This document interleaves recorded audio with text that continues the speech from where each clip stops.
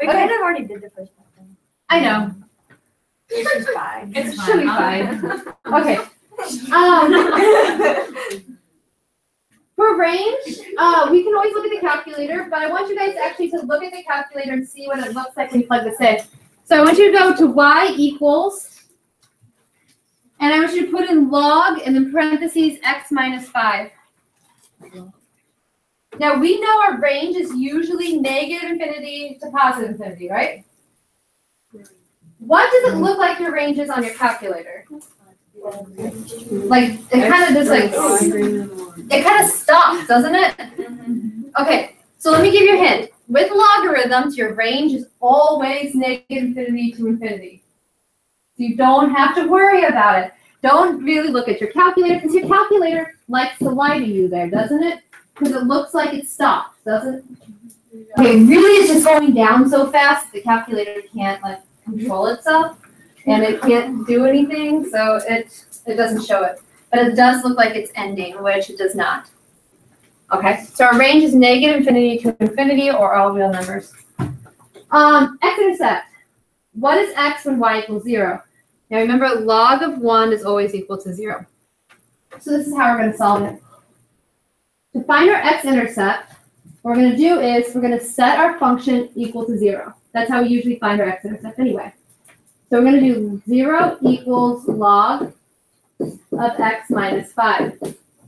Now, if there's no log written, what is the base of that log? 10. Awesome. So I have 10 here. Okay. Now I'm going to change that into exponential form. Okay. So if I change it into exponential form, I have 10 to the 0 equals log, 10 to the 0 equals x minus 5. Everybody agree with that? Yeah? Okay. What is 10 to the 0? 1. So I get x minus 5. So I bring over my 5, and I get 5 is equal to 6 is equal to x. Okay, so my x-intercept here is x equals 6. Does that make sense by what we talked about earlier? Our x-intercept was at 1, we added 5 to it, we moved it over to 6.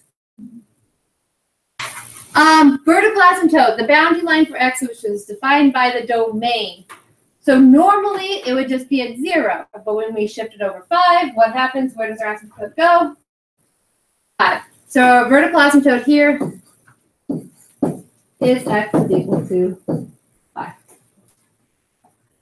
there any questions on how I found any of that information?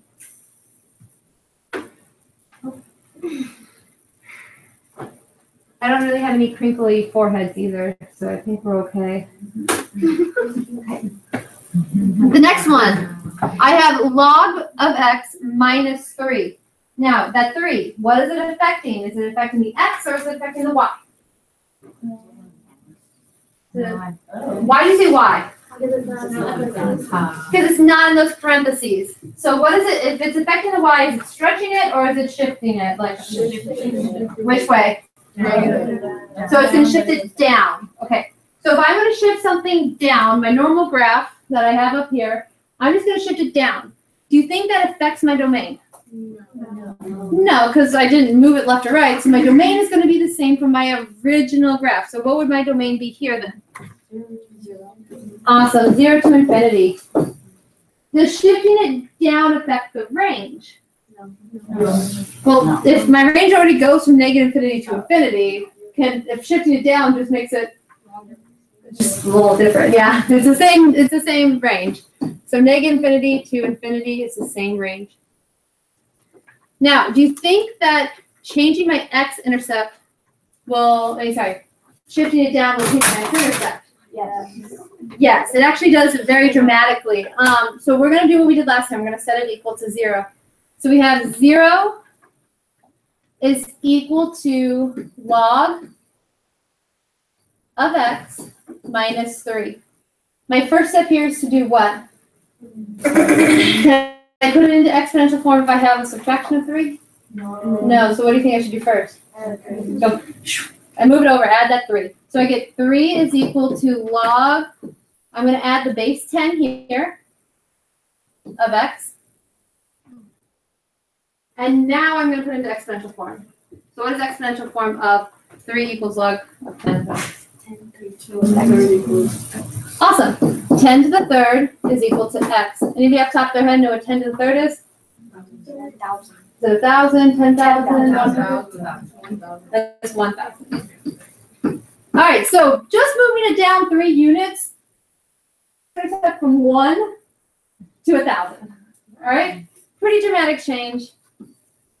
Kind of exciting. I don't know, not really, but we'll just as excited as math gets. All right, vertical asymptote.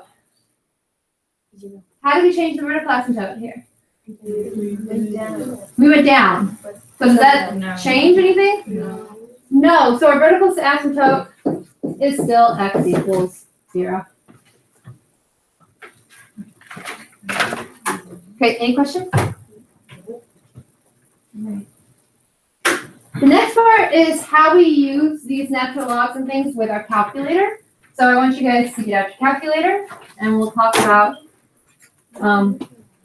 how to go about this. Now, I don't have the answers written down because I changed the problem before I did the notes, and yeah, so you guys have to help me figure it out. Okay. So the number of machines infected by a specific computer virus can be modeled by C of D equals 6.8 plus 20.1 national log of D. Now, you guys remember last year when we had that whole big virus thing that goes around? Yeah, so this is every time I read this problem, I think of Carol Barnett opening that email and I'm like, oh, what did I just do? Okay, it's not really funny. It has less problems. But let's go on. About how many machines, okay, so C of D equals 6.8 plus 20.1 natural log of D.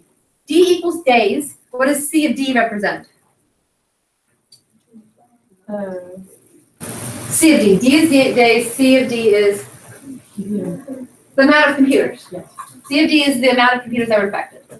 Okay, so about how many computers, so we're looking for C of D, were infected on day 12. Okay, well, go to your calculator. And where are we putting that 12 into? The D. So we're actually looking for the amount of computers C on day 12. So what is C of 12 equal to? And since it's a computer, we'll just round it to the nearest computer because we can't have a half of a computer or a fourth of a computer. So let's figure out how many computers were affected on day 12. Cheat away. On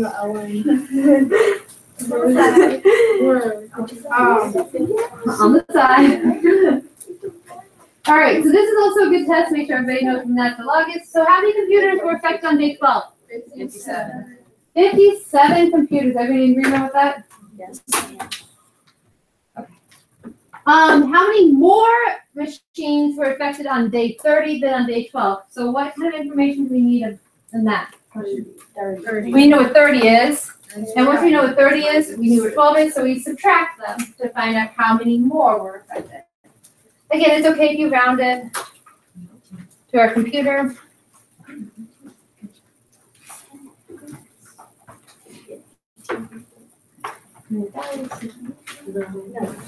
That if you have to subtract, I know. Usually these numbers are original. Okay, so anybody tell me what C of 30 equals to? 75? Did we get 75? Mm-hmm. So to answer the question, how many more machines were affected on day 30 than day 12? How many machines? 18 more computers. Okay. So this is how we're going to solve the last one at this point. I want you guys to push y equals, and I want you to put the equation that we have right there into your y equals. Okay. So I will do that too.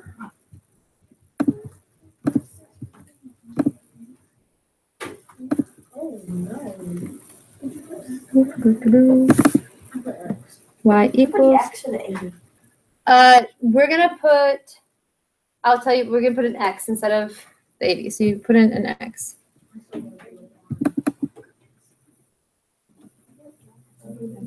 Hopefully, I still have this up.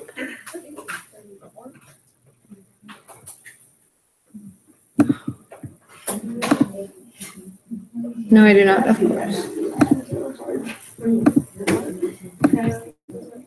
Okay, while you guys are putting that in, actually, while I'm putting it in, what does 80 represent? The number of computers. So does that represent the days? No. So can I substitute 80 in for the D? No, I cannot substitute the 80 in for the D. Okay. So that's what everybody has, right? So far? Okay. So 6.8 plus 20 natural log of x. All right, if we look at our information, on about what day will the number of infected machines reach 80? Well, we know on the day 30, we're going to get 75, right? So can you guys just quick in your head guess, like maybe it'll be day like 40, maybe it'll be day 38, somewhere in there, right? So it'll be close to like above 30, right? Okay, so how we're going to find it is, do you guys remember when you solved by graphing linear equations and where they intersected was your answer? Oh, remember that? And I got you your x and your y value?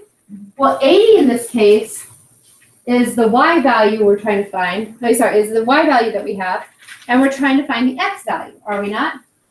So if we graph this equation and 80 where they intersect, wouldn't that be the x value that gets us the answer?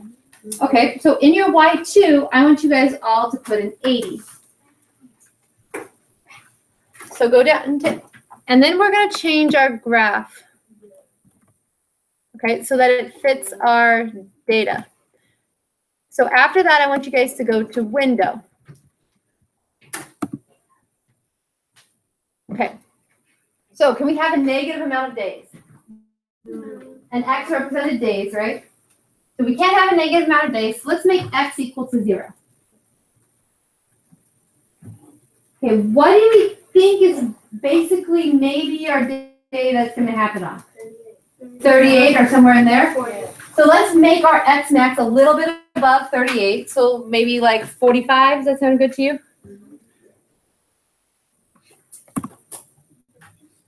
So let's make it 45. Okay.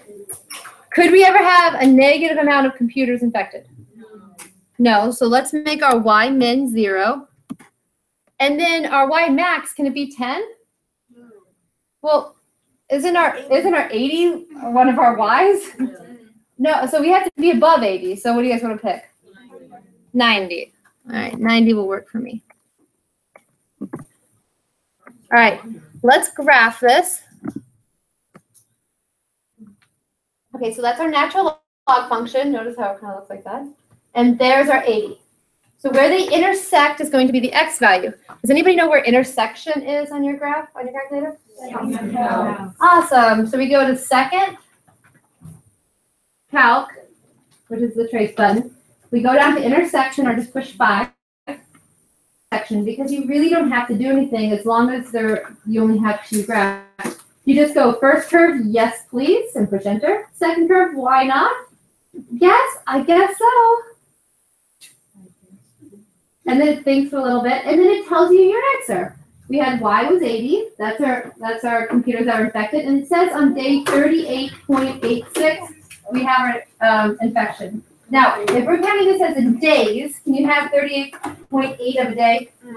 No. So what day did actually 80 computers get completely infected on? 39 days.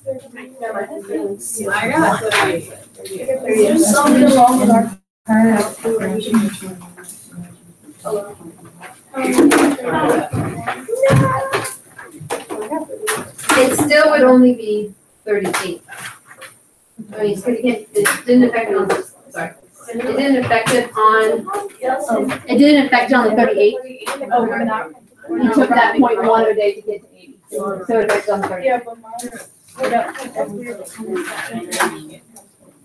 All right. Anybody have any questions? All right, you guys have 12 minutes to work on your homework.